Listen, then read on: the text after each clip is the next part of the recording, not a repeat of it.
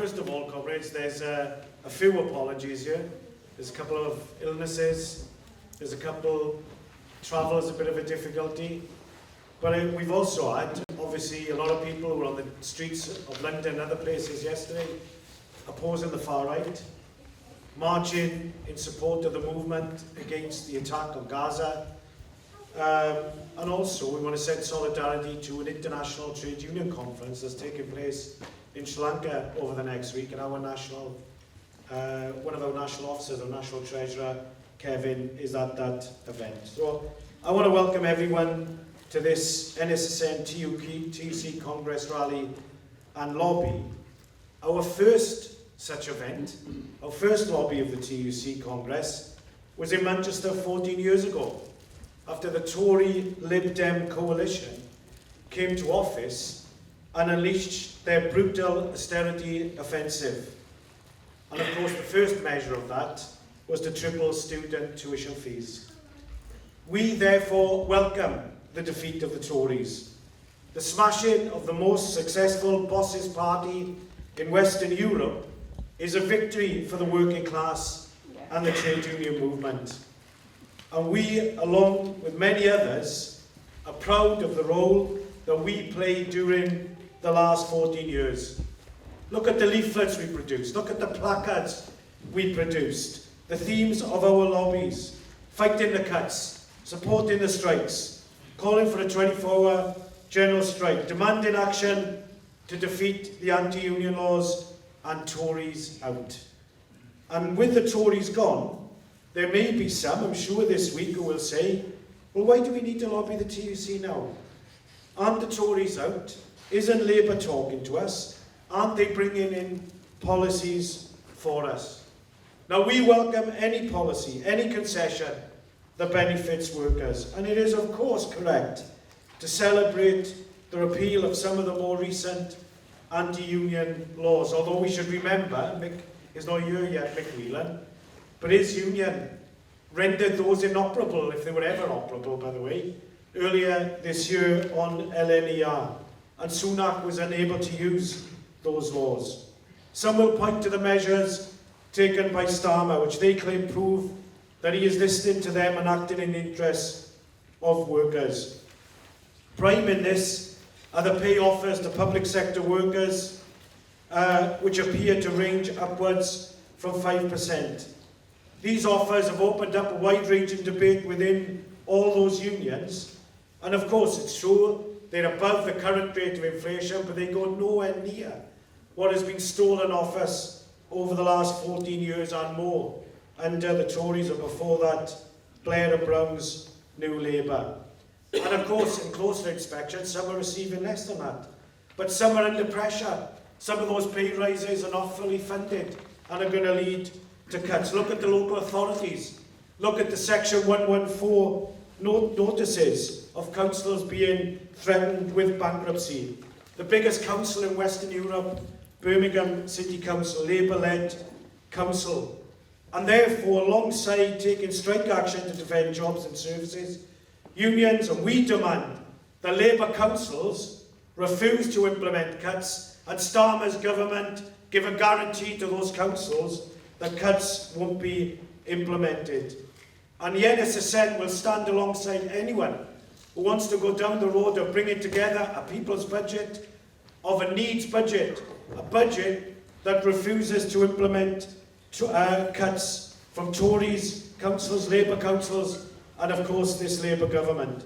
The demand should be put on Starmer, that he gets rid of the commissioners, that he guarantees the funding, and of course that funding crisis is mirrored in the crisis in higher education. But as Reeves admitted before tabling her public sector pay offers in July, there is a cost to not settling, a cost of further industrial action. Comrades, this is a compliment to our movement. This shows how priceless it was, the strike wave of the last couple of years. The fighting capacity of workers is now a calculation that has been factored into events by Starmer, far more than Blair had to in 1997. And we've seen the level of strike action over the last couple of years. Give a figure, by the way. In Scotland alone, if the unions had accepted the initial offer during the strike wave, the workers would have lost £3 billion. Because of the strike wave, they won £4.5 billion because of that action. But workers are not going to want to go back under a Starmer-led Labour government.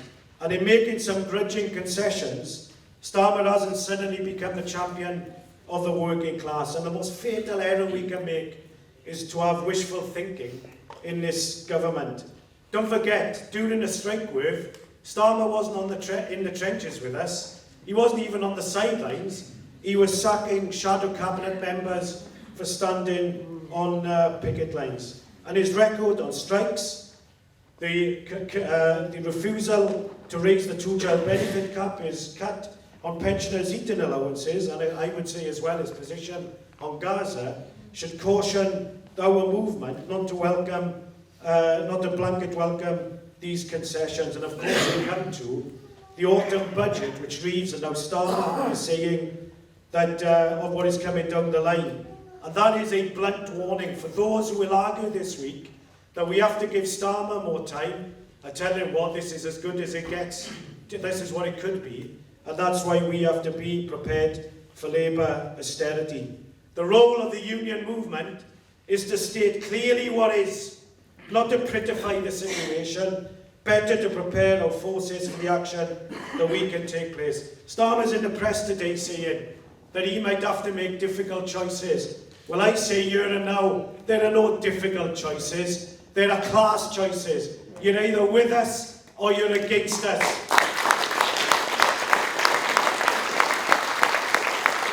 And without the statement of intent, Starmer will draw the conclusion this week that the union leaders are on board. That's why it's so important we make it clear. I will say to TUC delegates, vote for I think it's a composite motion now that includes the motion, the amendment from PCS, that if after the first 100 days of Starmer's government, he hasn't delivered, there should be a special recall conference of the TUC.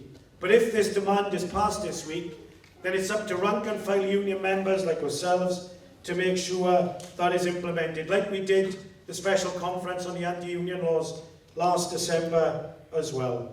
Comrades, it is essential that the union movement continues and even extends the role that we have played over the last few years. Because of the strike wave and because of the political vacuum, the unions have become a pole of attraction. That is why it's even more necessary that alongside being prepared to take action, it also puts forward a political programme to supplement and strengthen workers' action, what we call a workers' manifesto, the socialist policies the workers need.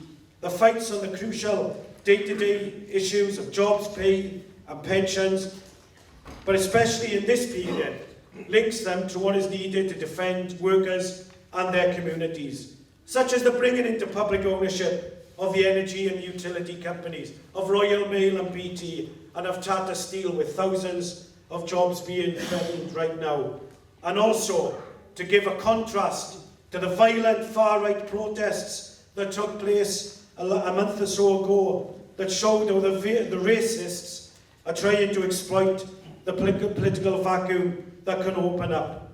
And we have to welcome the fantastic reaction, the pushback, that movement, that fantastic reaction, the fantastic movement of ordinary people that we saw as well. But we cannot be complacent, and we have to be prepared to react.